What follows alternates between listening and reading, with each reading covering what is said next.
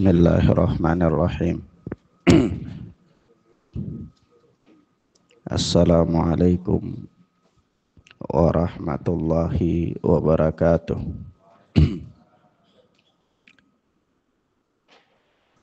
Alhamdulillahilladzi hadana lil Islam wa manna alaina bih wa akhrajana fi khairi ummatin fanas'aluhu at-taufiqa lima yuhibbu wa yarda wal hifdha mimma yakrahu wa yashad wa nusalli wa nusallimu ala habibina wa sayyidina Muhammad ibn Abdillah wa ala alihi wa ashabihi wa man sara ala nahjihi ila yaumil qiyamah. Amma ba'd. Ikhwan wa akhwat rahimana wa rahimakumullah, kita lanjutkan pelajaran kita, yakni pelajaran akidah salaf ashabul hadis oleh al-Imam Abu Uthman As-Sabuni rahimana wa rahimahullah. Selanjutnya kita masih berada pada pembahasan tentang istiwa Allahi ala arsyih, beristiwanya Allah subhanahu wa ta'ala di atas arasy-Nya. Kemudian berkata Al-Imam As-Sabuni rahimana wa rahimakumullah,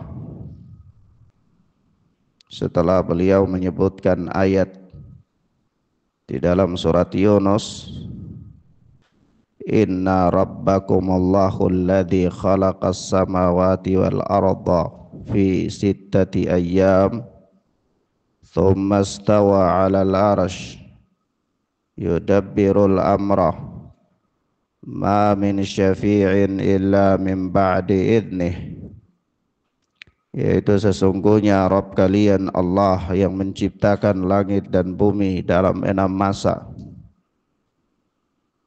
Tsumma stawa 'alal arsy, kemudian dia bersemayam, dia beristiwa di atas arsy. Yudabbirul amra, dan dia mengatur segala urusan.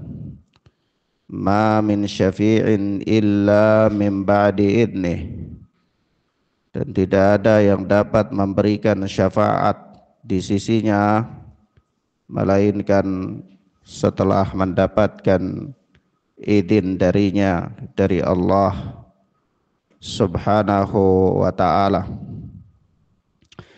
Kemudian ya ikhwan wa akhwat, pada pelajaran yang lalu atau pertemuan yang lalu kita telah menyebutkan beberapa hal yang berkaitan dengan ayat ini dan ayat-ayat yang semisal.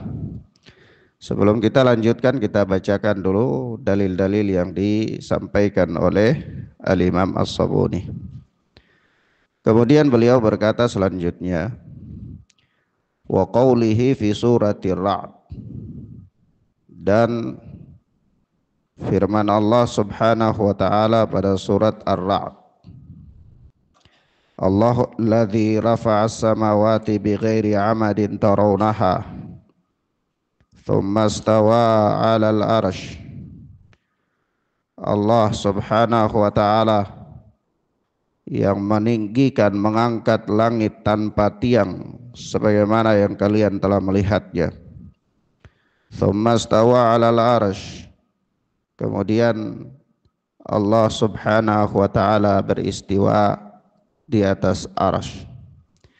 Wa qawlihi fi suratil Furqan, dan juga pada firman Allah subhanahu wa ta'ala dalam surat Al-Furqan, thumma istawa 'alal arsy ar-Rahman fas'al bihi khabira. Kemudian dia Allah beristiwa di atas arasy, Ar-Rahman, Allah yang Maha Rahman, fas'al bihi khabira, maka tanyakanlah kepadanya, yakni kepada Nabi sallallahu alaihi wasallam tentang Allah subhanahu wa ta'ala. Kemudian kata Al-Imam As-Sabuni berikutnya, wa qawlihi fi suratis Sajadah, dan juga dalilnya pada firman Allah dalam surat As-Sajadah, thumma stawa 'alal arsy, kemudian Allah beristiwa di atas arsy. Wa qawlihi subhanah, dan juga firman-Nya yang maha suci, Allahul ladzi khalaqas samawati wal arda wa ma bainahuma fi sittati ayyam thumma stawa 'alal arsy. Allah yang menciptakan langit dan bumi dan apa-apa yang ada di antara keduanya. Fi sittati ayyam, dalam 6 hari. Thumma stawa 'alal arsy. Kemudian Allah subhanahu wa ta'ala beristiwa di atas arsy. Taib. Ikhwan wa akhwat, ini dalil-dalil yang disebutkan oleh Al-Imam As-Sabuni rahimana wa rahimahullah dalam rangka memberikan dalil tentang keyakinan ashabul hadis yang berkaitan dalam permasalahan ini, khususnya tentang istiwanya Allah di arsy-Nya. Sebagaimana kata beliau, wa ya'taqidu ahlul hadis wa yashhaduna anna Allaha fawqa sab'i samawatin ala arsyih. Ashabul hadis itu mereka meyakini dan mereka bersaksi bahwa Allah subhanahu wa ta'ala itu di atas langit yang ketujuh, di atas arsy-Nya. Taib. Dan sudah kita jelaskan pada pelajaran yang lalu beberapa hal terkait dengan hal ini. Di sini kita tambahkan beberapa pelajaran penting ya. Yang pertama, sudah bukan perkara yang diperselisihkan oleh ashabul hadis tentang istiwanya Allah di arsy-Nya. Tentang apa? Istiwanya Allah subhanahu wa ta'ala di arsy-Nya. Namun kemudian terjadilah berbagai macam perselisihan dalam bab ini setelah berlalunya generasi para sahabat ridwanullahi alaihim ajma'in. Hidup di generasi para imam-imam, ya, para Imam Asy-Syafi'i, Al-Imam Ahmad bin Hambal, ya, dan seterusnya. Di situ mulai terjadi perselisihan di antara manusia tentang beristiwanya Allah di atas arsy. Kelompok-kelompok yang menyimpang, mereka menyelisihi nas, sehingga mereka ada yang mengingkari ketetapan atau istiwanya Allah secara total karena mereka membangun sejumlah teori. Kalau kita ingin menyebutkan masing-masing bentuk penyimpangan itu sangat banyak sekali, dan itu bukan sasaran untuk ana sebutkan kepada antum, tapi ana memberikan kaidah-kaidah penyimpangan, sehingga cukup dengan kaidah itu. Setiap ada kelompok yang berjalan di atas kaidah itu, apapun namanya, menyimpang. Tidak perlu menyebutkan nama, ya. Karena kalau menyebutkan nama, nanti perkembangan ada lagi nama satu kelompok yang baru, perkembangan ada lagi satu nama kelompok yang baru. Antum sibuk dengan menyebutkan nama-nama kelompok-kelompok yang apa? Menyimpang. Tetapi cukup bagi antum untuk memahami kaidah yang benar. Sehingga dengan kaidah yang benar itu menjadi mizan, menjadi timbangan untuk kita bisa mengukur, oh, setiap kelompok yang bersesuaian dia berada di atas al-haq, Setiap kelompok yang tidak bersesuaian, dia berada di atas al-batil. Apapun namanya, nama itu nggak penting. Ya kadang-kadang dia mau kasih nama apa namanya Wiro Sableng atau Doraemon, ya terserah saja. Tapi ketika dia berada di atas satu penyimpangan kaidah yang menyimpang, maka kita katakan dia menyimpang. Nggak usah sibuk dengan apa? Penamaan-penamaan. Iya. Taib. Maka kaidahnya begini. Kelompok yang mengingkari istiwanya Allah secara totalitas, itu mereka tidak mau menyamakan Allah dengan makhluk. Lalu mereka membangun sejumlah argumen. Di antara argumen mereka, bahwa kalau Allah itu beristiwa di arasy-Nya, pertama berarti Allah membutuhkan arasy. Paham ya? Allah membutuhkan arasy. Misalnya, antum ini kalau duduk di atas kursi, berarti antum butuh kursi enggak? Butuh ya? Nah, ini tidak mungkin bagi Allah. Kalau Allah beristiwa di arasy berarti Allah butuh arasy, itu tidak mungkin bagi mereka. Paham ya? Baik. Yang kedua, mereka mengatakan kalau seandainya Allah itu beristiwa di atas arasy, maka sudah pasti arasy itu harus lebih besar daripada Allah, supaya ada keseimbangan. Misalnya antum duduk di atas kursi, kursi yang antum jadikan untuk tempat duduk itu harus lebih besar dari antum apa enggak? Supaya dia bisa menopang antum ya. Seandainya antum duduk di atas gelas ini bisa enggak? Enggak bisa ya? Paham maksudnya? Jadi kalau misalnya Allah itu istiwa di atas arsy, berarti arsy itu harus lebih besar dari Allah. Itu konsekuensi yang mereka bangun, logika yang mereka bangun. Paham ya? Paham ya kawan? Ini cara berpikirnya orang yang sesat dalam bab ini. Ini anak sebutkan kaidahnya. Yang kedua, mereka mengatakan, yang ketiga, mereka mengatakan kalau seandainya Allah itu beristiwa di arasy, itu berarti apa? Allah itu menempel dengan arasy. Menempel dengan arasy. Kalau antum misalnya duduk di, atau antum letakkan ini tisu di atas meja, konsekuensinya kotak tisu ini menempel dengan meja enggak? Menempel ya? Berarti kalau Allah di atas arasy, itu berarti Allah menempel dengan arasy, dan ini tidak mungkin. Paham? Paham maksudnya? Nah, ini tidak mungkin bagi mereka.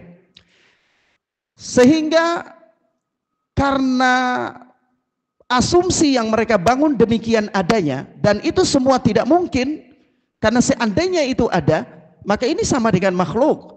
Maka konsekuensinya adalah harus tolak sifat ini supaya enggak ada. Paham ya?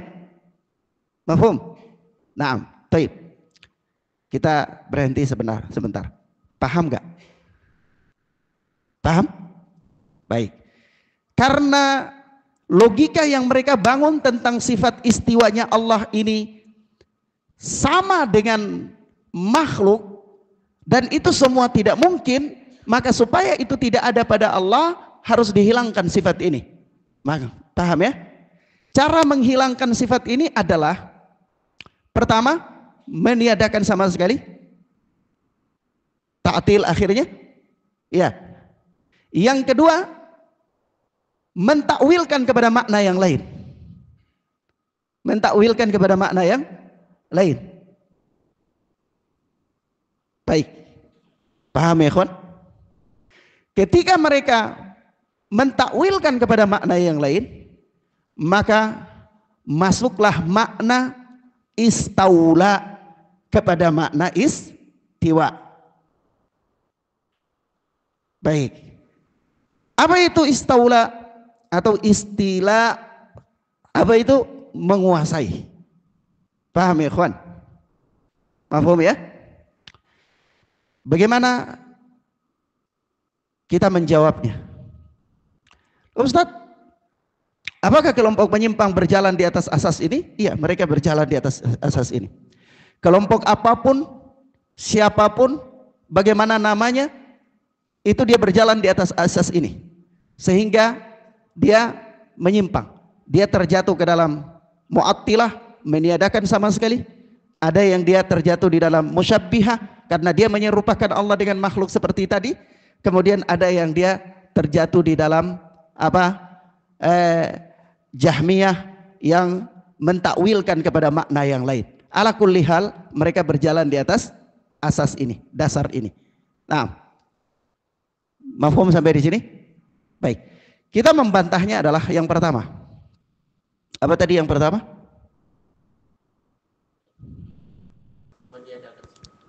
Iya, kaidah mereka yang pertama tadi apa? Allah membutuhkan arsy. Ya, kalau Allah itu beristiwa di atas arsy berarti Allah membutuhkan arsy. Baik. Maka kita katakan penyimpangan pemikiran ini terjadi karena dia membayangkan Allah itu seperti makhluk. Seperti makhluk. Maka kita katakan Allah tidak seperti makhluk.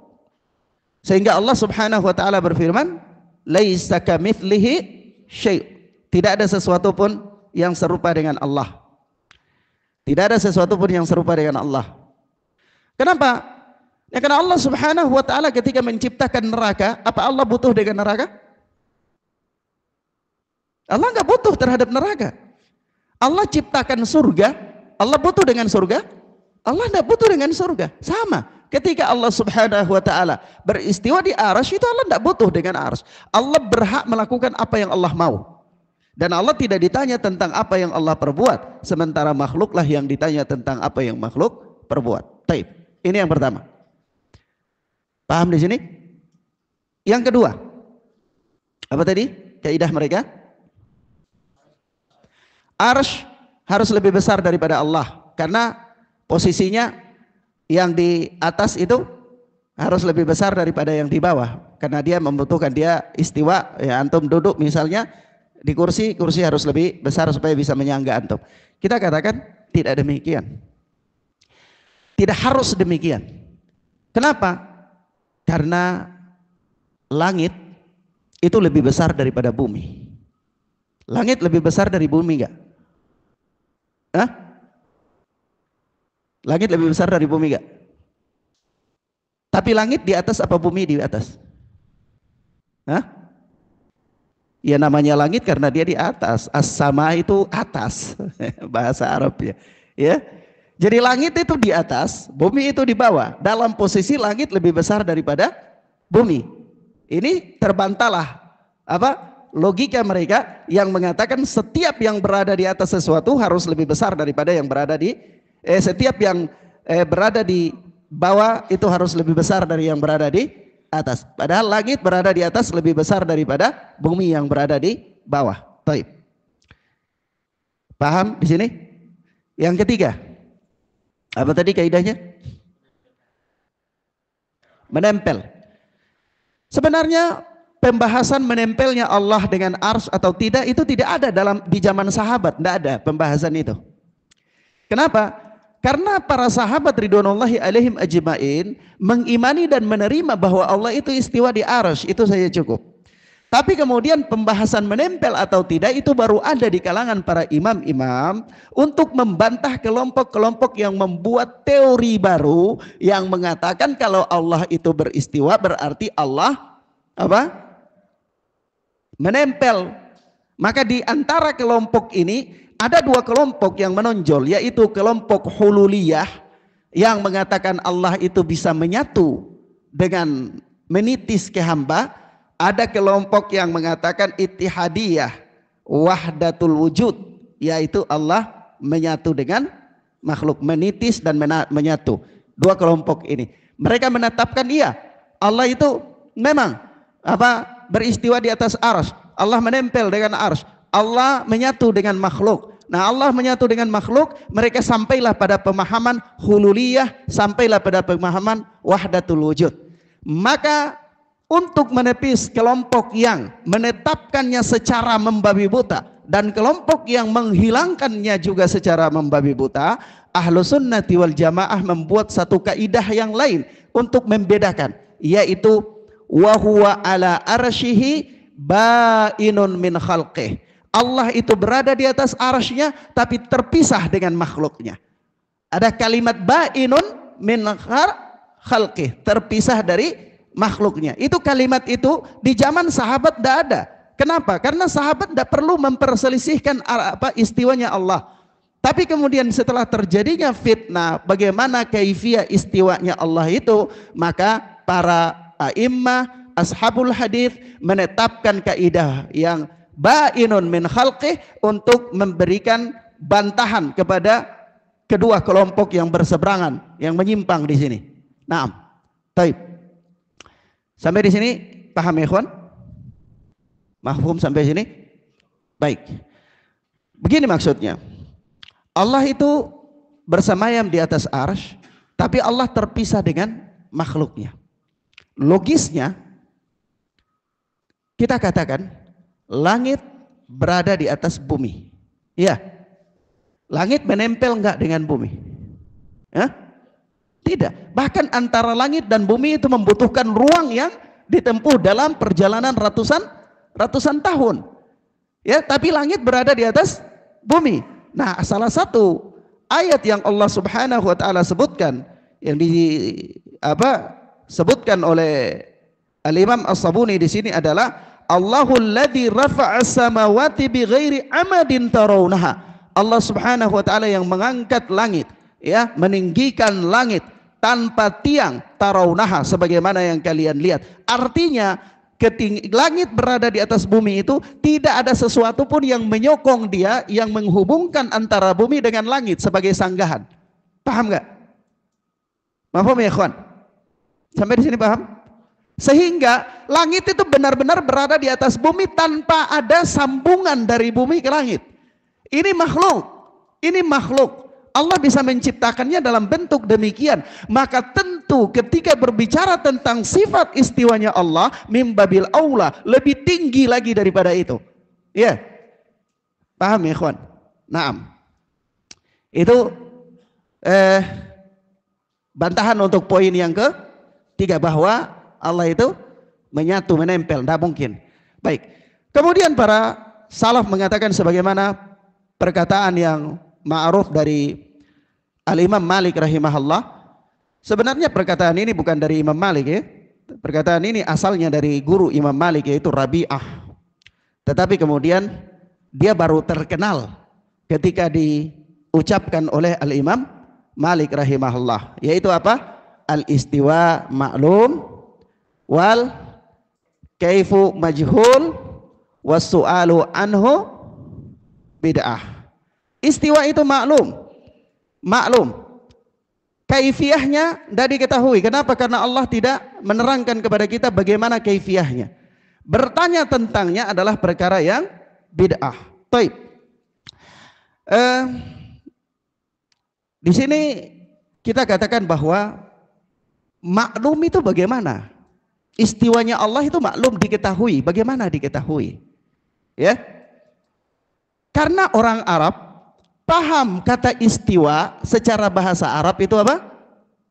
Istiwa itu paham bagi mereka.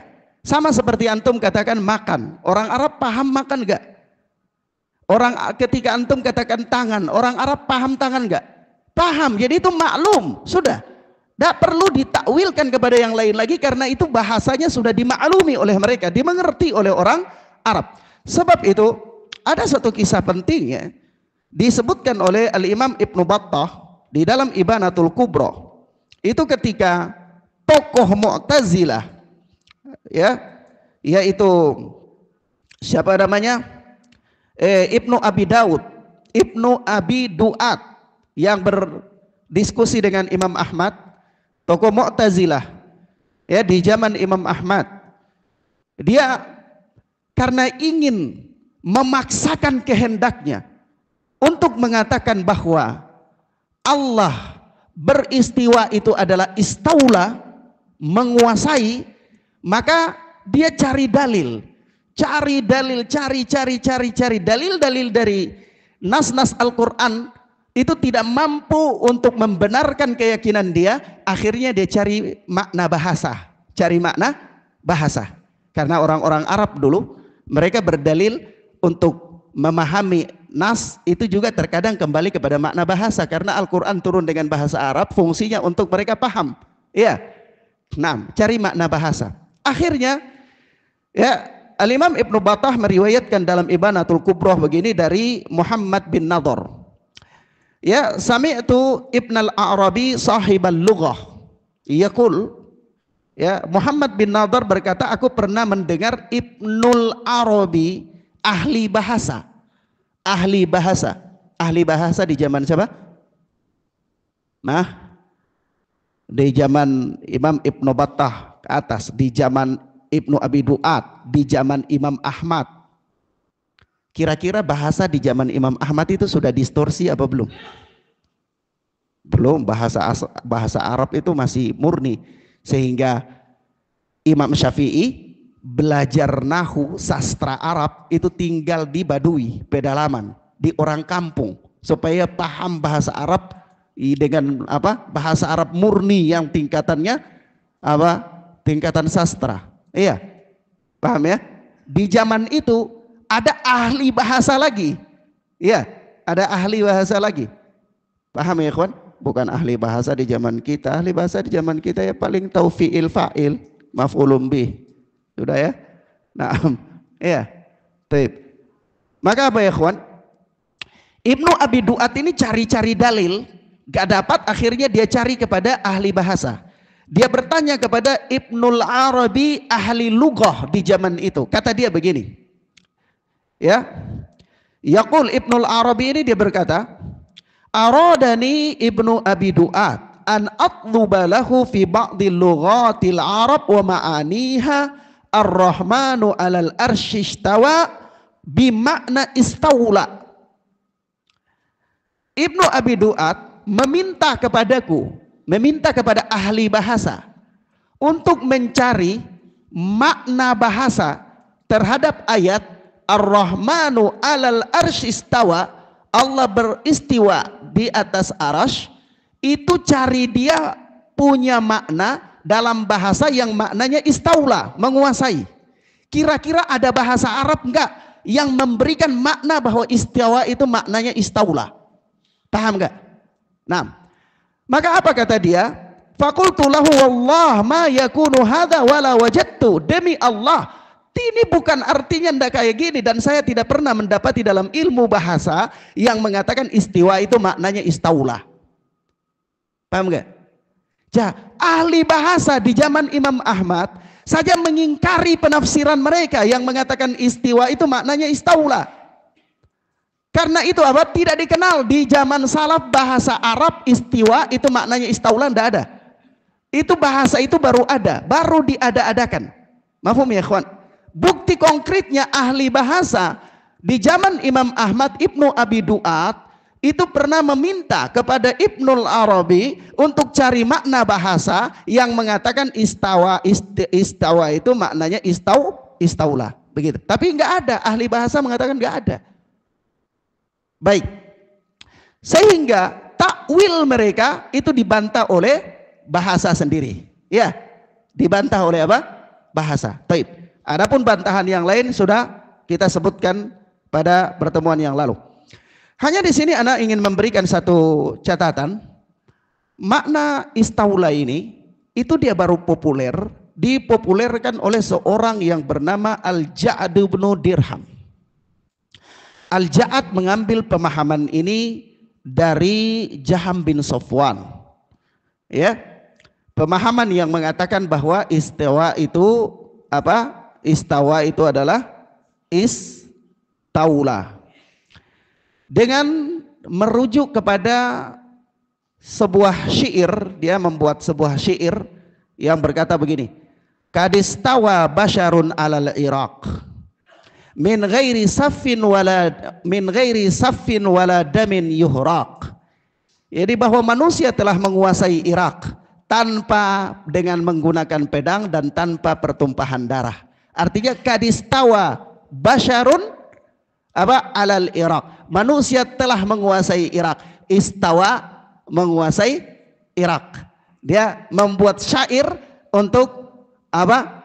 Menunjang pemahaman mereka yang mengatakan istiwa itu maknanya istaula. Tapi yang membuat syair ini, ketika syair ini dibuat, dan dipopulerkan, maka seluruh para ulama dan ahli bahasa bangkit untuk membantah dia karena tidak sesuai dengan bahasa Arab. Dan yang membuat sastra ini, syair ini adalah seorang Nasrani, seorang apa? Nasrani. Maka kita katakan kepada mereka, apakah Anda meninggalkan Al-Quran dan Sunnah yang telah jelas, lalu beralih kepada bahasa yang juga seandainya periwayatannya benar dari dia dengan sastra ini, maka ini disandarkan kepada seorang Nasrani. Tentu adalah merupakan sebuah kebatilan. Baik. Sampai di sini paham ya, ikhwan? Nah, yang berikut. Arasy, langit, bumi, arasy Allah Subhanahu wa taala. Ada berapa perkara? Langit, bumi, air, arasy. Jadi begini. Di dalam surat Hud ayat yang ke-7, kalau nggak salah antum lihat ayat yang ke-7 surat Hud, itu kan disebutkan wa kana arsyuhu 'alal ma, dan arsy-nya Allah itu di atas air. Arsy-nya Allah itu di atas air. Sebentar ayat-ayat juga mengatakan bahwa apa? Allah menciptakan langit dan bumi, kemudian Allah beristiwa di atas arsy. Ya. Dan juga ada hadis Nabi sallallahu alaihi wasallam tentang apa? Tentang penetapan takdir, tentang penetapan takdir. Di mana Rasulullah sallallahu alaihi wasallam mengatakan kepada kita bahwa Allah tabaraka wa taala menulis takdir manusia itu 50.000 tahun sebelum menciptakan langit dan bumi, dan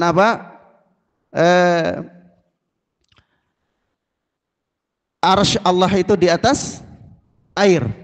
Maka para ulama mengatakan kepada kita bahwa sebelum Allah menciptakan langit dan bumi, itu Allah ciptakan arsy dan air dulu.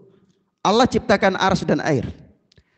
Lalu waktunya begitu panjang, bermiliar-miliar abad, kemudian Allah menetapkan takdir-takdir manusia di Lauhul Mahfuz. Setelah Allah menetapkan takdir-takdir manusia, dari Allah menetapkan takdir itu 50.000 tahun kemudian Allah menciptakan langit dan bumi. Setelah Allah menciptakan langit dan bumi, kemudian baru Allah itu beristiwa di arsy.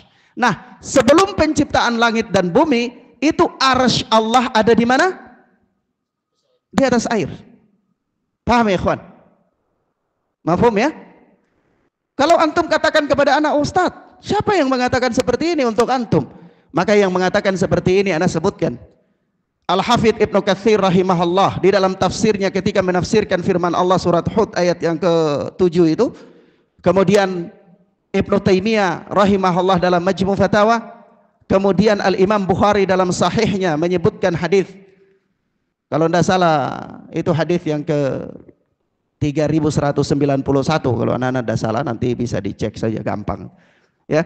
Kemudian Al-Imam Asy-Syaukani dalam tafsirnya Fathul Qadir ketika menjelaskan ayat ini, mereka mengatakan, semuanya mengatakan bahwa Allah menciptakan arsy dan air sebelum Allah menciptakan langit dan bumi, dan arsy Allah itu di atas air. Itu terjadi, hadis-hadis yang mengatakan arsy Allah di atas air itu sebelum Allah menciptakan langit dan bumi. Ketika Allah menciptakan langit dan bumi, maka arsy Allah subhanahu wa ta'ala, Allah beristiwa di atas arsy-Nya, dan arsy-Nya Allah itu di atas surga Firdaus, ya, merupakan atapnya surga dan atapnya segala sesuatu. Nah, mafhum di situ ya, ikhwan? Paham ya? Sampai di sini paham? Ya, jadi supaya tidak ada kebingungan, nanti kita baca hadis-hadis ya Ustadz kan wa arsyuhu 'alal ma. Ayat mengatakan wa kana arsyuhu 'alal ma, dan arsy Allah itu di atas air. Kalau antum juga baca hadis mengatakan idza sa'altumullaha fas'aluhu al-firdaus. Kalau kalian minta kepada Allah maka mintalah surga Firdaus, dan seterusnya. Di akhir dari hadis itu mengatakan bahwa apa? Di atas surga Firdaus itu adalah arsy-Nya Allah subhanahu wa ta'ala. Bagaimana mengkompromikannya? Maka para ulama menjelaskan yang anak sebutkan tadi, Ibnu Katsir di dalam tafsirnya, Al-Imam Syaukani dalam tafsirnya, Syekhul Islam Ibnu Taimiyah dalam Majmu' Fatawa, Al-Imam Bukhari di dalam bab Bada'il Khalqi, awal penciptaan, itu menyebutkan hadis-hadis yang mengatakan semua bahwa sebelum Allah menciptakan langit dan bumi, itu Allah menciptakan arsy dan air dulu, kemudian arsy Allah itu di atas air, nanti ribuan puluhan jutaan tahun kemudian baru Allah menciptakan langit dan bumi. Jarak antara Allah mau menciptakan langit dan bumi dan penetapan takdir itu disebutkan oleh Rasulullah kepada kita.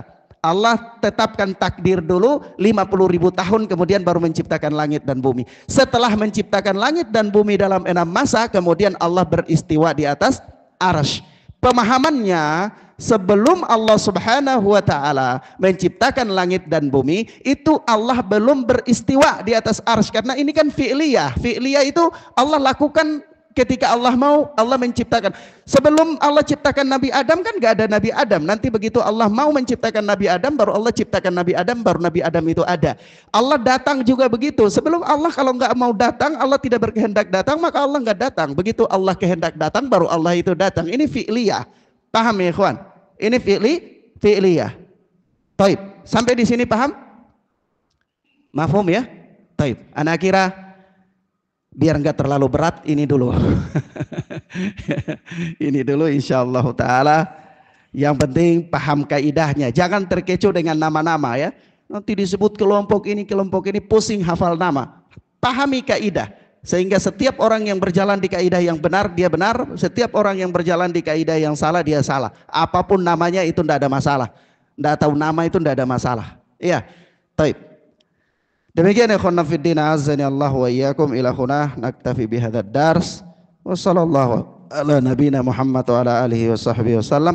Subhanaka Allahumma wa bihamdika asyhadu an la ilaha illa anta astaghfiruka wa atubu ilaik. Wassalamu alaikum warahmatullahi wabarakatuh.